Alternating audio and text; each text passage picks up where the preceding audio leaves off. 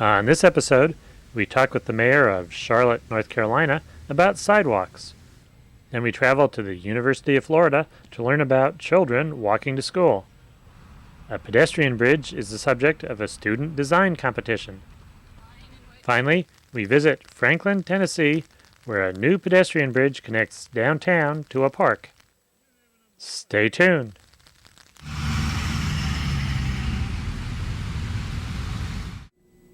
We're in Charlotte, North Carolina, talking with Mayor Pat McCrory. How long were you mayor before sidewalks became an issue?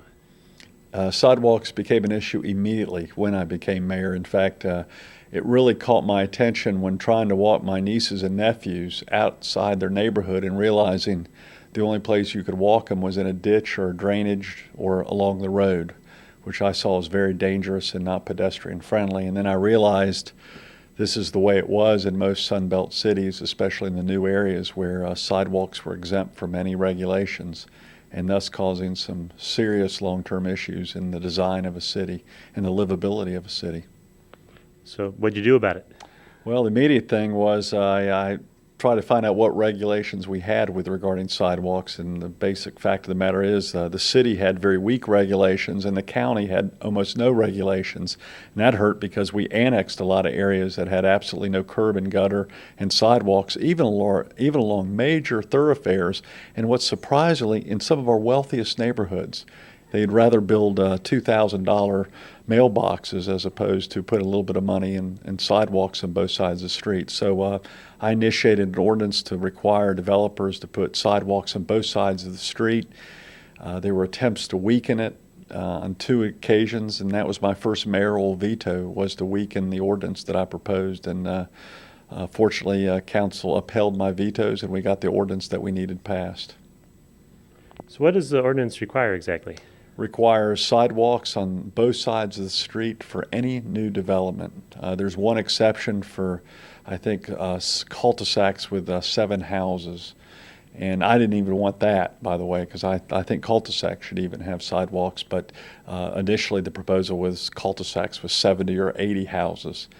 That's quite a cul-de-sac. Well, it wouldn't have made any difference then. But the fact of the matter is sidewalks and pedestrian connectivity is extremely important for several reasons. One is mass transit. There's no reason to implement mass transit if people can't walk to and from their house to a bus stop. It's very important for our children and their safety, so they can ride bicycles and walk not only in their neighborhood but outside their neighborhood.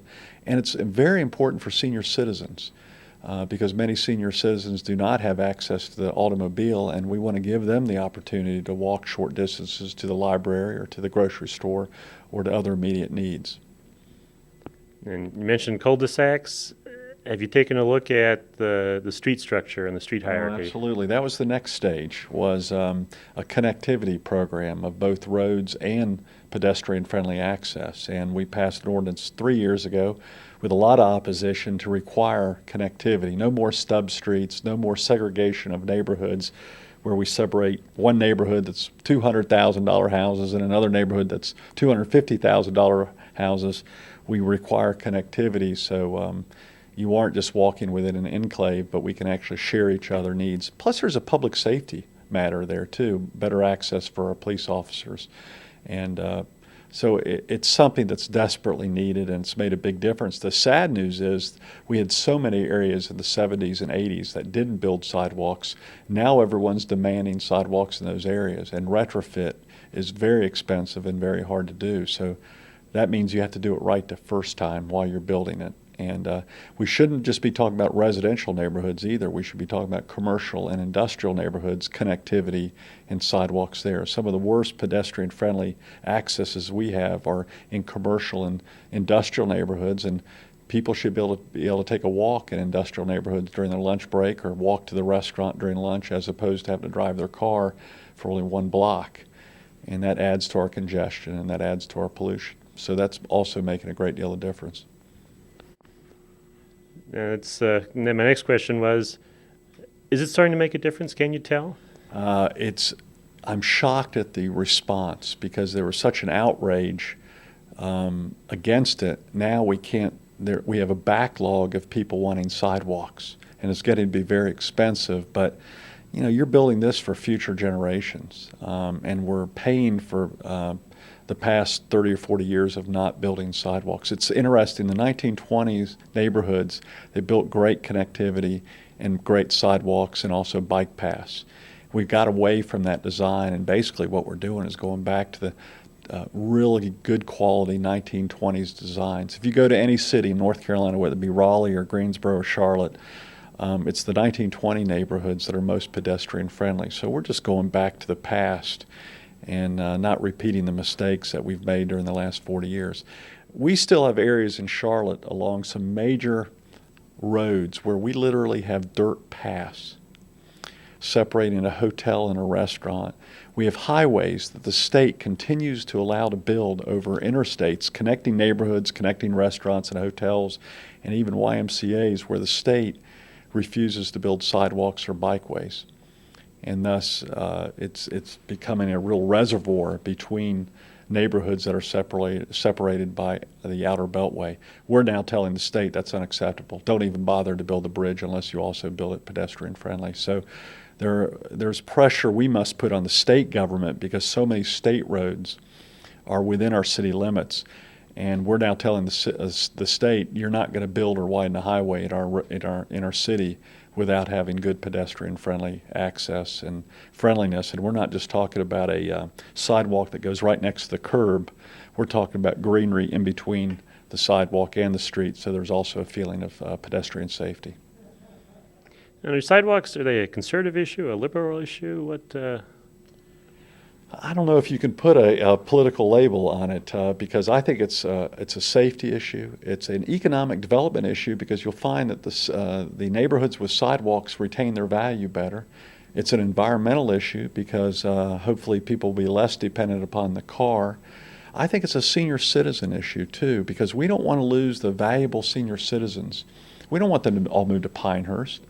We want the senior citizens to stay right here in Charlotte and other major metropolitan areas, and to do that, you have to make it pedestrian friendly because they bring a lot of wisdom and ideas and energy to a community, and we don't want to lose that. And of course, we want the children to be safe also. Why have children being strolled down in the middle of the road by mothers and cars coming right over? We're having a great deal of pedestrian accidents in areas without adequate sidewalks. And so it's resolving many issues. I don't see it as a conservative or liberal issue. I just see it as a pragmatic, common sense issue. But you'll be surprised, I got fought on it. The people trying to override my veto were actually some very strong liberals and some very strong conservatives. It was a coalition that tried to defeat this process, which was quite interesting. And when you talk with mayors from elsewhere in the Carolinas, what's their perspective on the issue? It's coming back now. Actually, they saw some of the things that were happening. When I introduced it, I had no idea. I didn't do a political survey going, this would be a great idea. It was a gut feel and just a common sense feel, which would also support our major transit system, which we're implementing. We're putting over $2 billion in a transit system. There's no reason to get off a train and then step into a ditch. People aren't going to be able to get to the train or to the bus system that you're implementing. But the reaction is just incredible. I've been the chairman for the last 3 years of a coalition of mayors of Raleigh and Greensboro and Winston, Gastonia and Wilmington and Greenville, and I think it's spreading across the state to get good pedestrian-friendly regulations. Our next stage now is bicycle paths and leaving room for bikeways. We've made some good progress, but we're so far behind. And once you design a road where it's not pedestrian friendly or bicycle friendly, it's very, very hard to retrofit and very expensive. So my theory is build it right the first time or don't build it at all.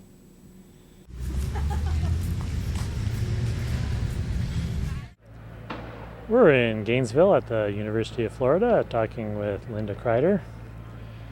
You worked on a study in 1991. What was it? It was called the Children's Home to School Transportation Research Study, and it was commissioned by the Florida Department of Transportation basically to look at how school children in the state of Florida get to school. What are some of the barriers and the problems with them being able to walk and bicycle? And how do kids in Florida get to school?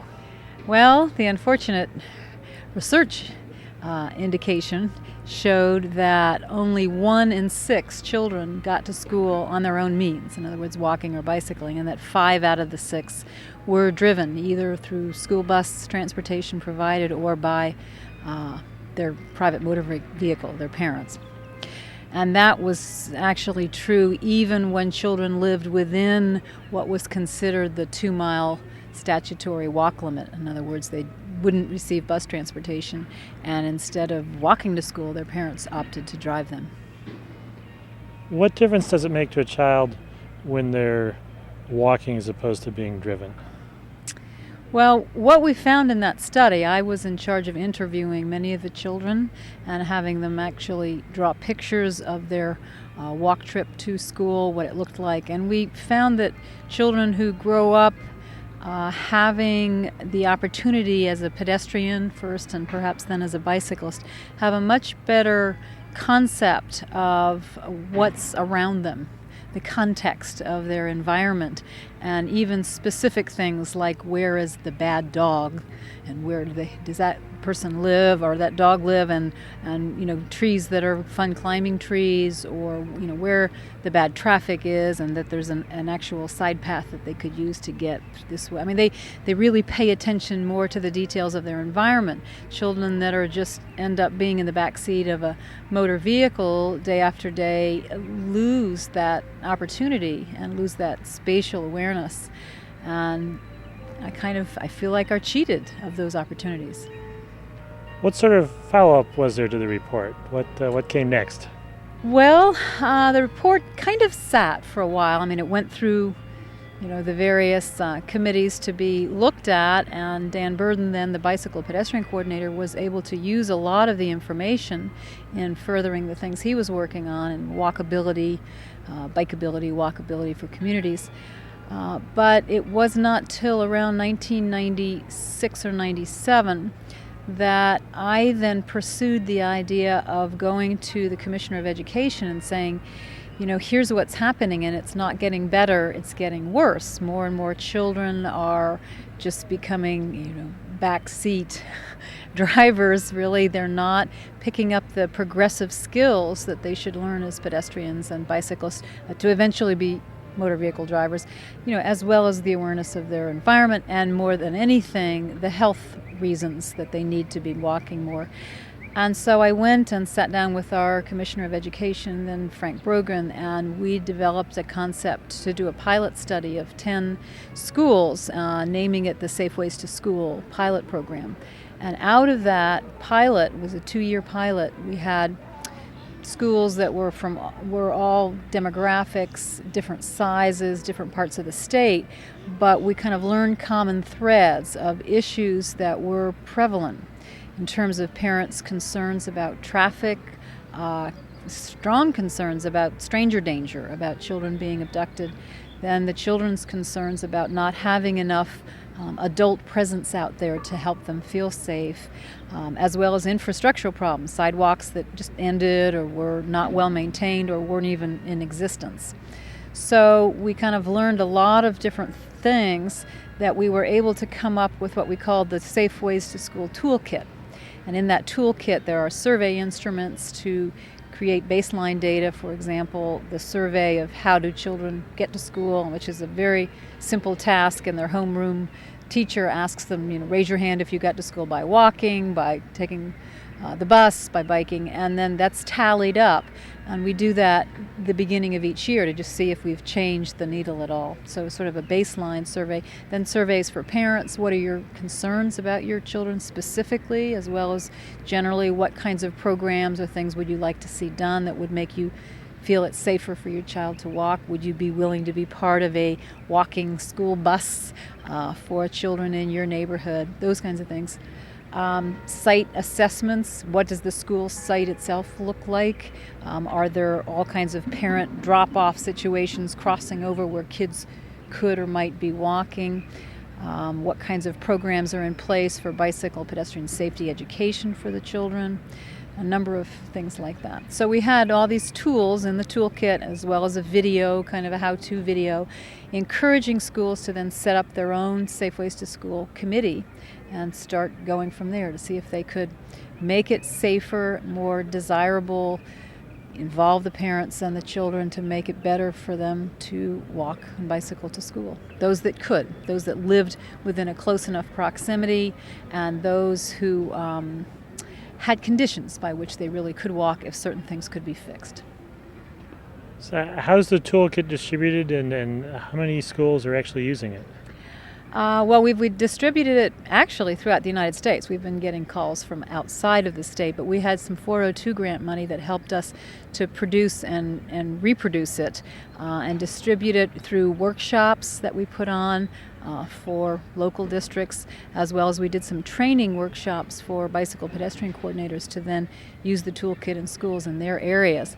And it's a growing concept now. Last year in the legislature of Florida, we had a Safe Paths to School bill passed. There was unfortunately no appropriation with it, but there was at least the recognition, the awareness, and the directive to go forward and set up these Safe Paths to School programs.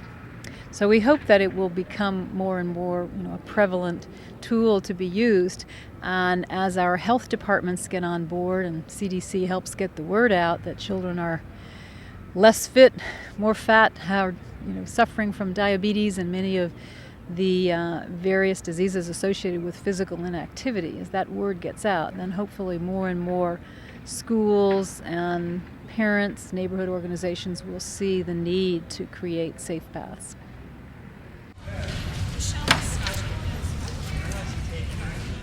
We're in Gainesville at the University of Florida talking with Art Witters, who's a construction consultant. You also endowed the Witters competition. What is that? Well, the Witters competition was started in 1992, actually. It's an interdisciplinary competition.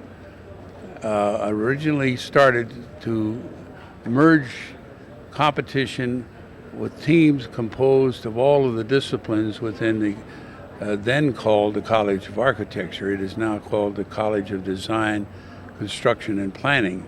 There were 6 different disciplines, and the Witters competition was formed to have these teams of all 6 disciplines work together for a day called a charrette and come up with a solution and be awarded, the winner be awarded some prize money. And that's what we started in 1992.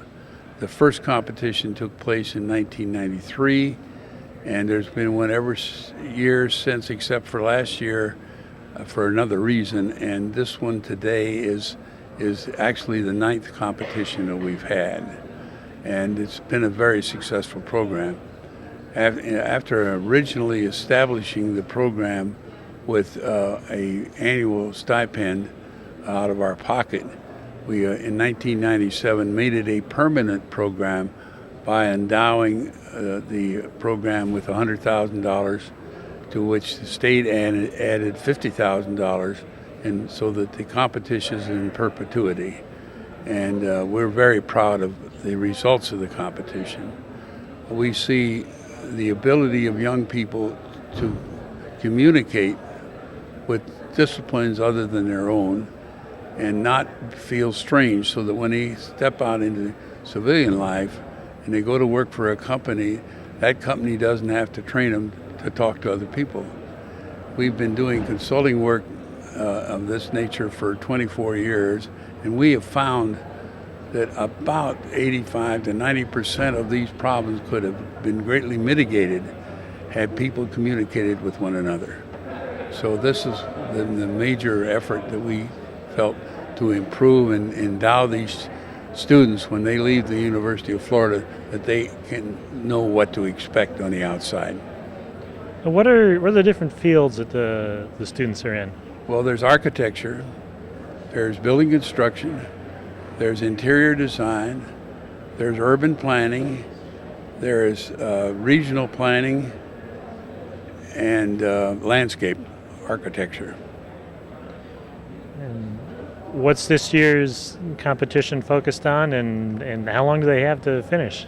Well, this program Each year, a member of the faculty develops a program that they think will impart to the students a new area of work, plus cause them to communicate with one another. This particular project, there is a old railroad bridge across 13th Street, just east of where we are sitting, and it is an eyesore, and it is a partial pedestrian ramp now and bridge across Highway 441.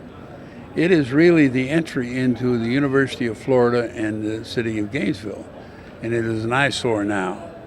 Plus, it is terminated on each end by other trails for bicycles, skateboarders, walkers, hikers, and so forth. The problem here is today is how to improve that facility and make it a permanent entry and a aesthetically pleasing entry into the city of Gainesville. And how long do the students have to work on this? Well, the students were assembled last evening for 3 hours of presentations by experts in the field from outside the state, from the National Organization for Bridges and Walkways and Parkways, and they were given the problem, an interesting point. They do not know who they're going to work with until the day of the competition. Now, actually, they were introduced last night at the end of the session. They start work at 8 o'clock this morning, and by 5 o'clock this afternoon, they have to come up with their solution and present it to a board of judges, none of which can be part of their faculty. We insisted as part of this program, to the great extent possible, we wanted outside judges so there's no probability of favoritism and student, teacher's pet kind of thing.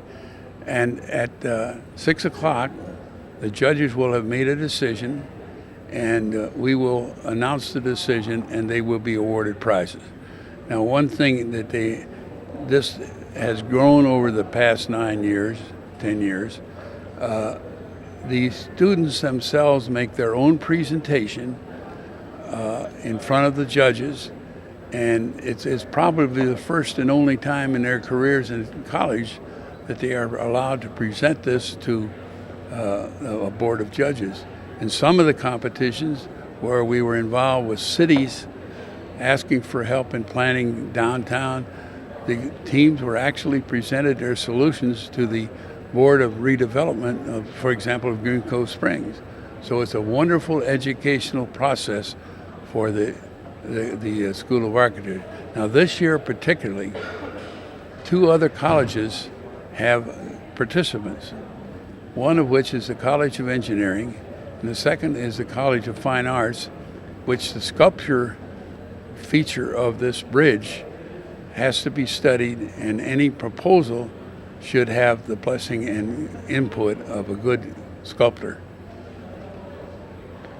In past years, when you've had the competition, what sort of feedback have you gotten afterwards? Have the students learned a lot from it? Well, I have yet to see a competition in which students come up to me after the competition. One time, a beautiful blonde architect came up, and she had 5 years of college. She said, "I have learned more today about people and being able to communicate with other people than I've learned in the rest of my life." To me, that was the frosting on the cake.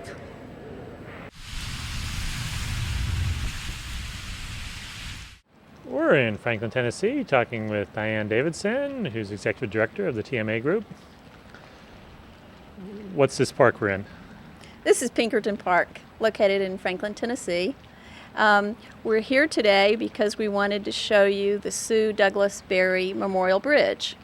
The TMA Group helped conceive the idea for this new pedestrian facility, prepared the grant application for transportation enhancement funds, and the grant was awarded to the City of Franklin to construct this 320-foot bridge to link this park which is a very popular recreational park for walkers, and there's an area for children called Tinkerbell Park, with our historic Main Street downtown.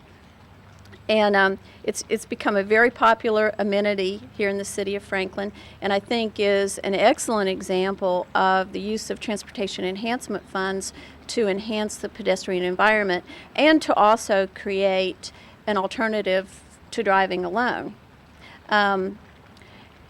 Just to the north of this park is Fort Granger, which was a federal lookout during the Civil War. So what we have, this bridge has now made possible visitors to downtown can walk over, visit these two sites, then walk back, enjoy an afternoon in this the Main Street community.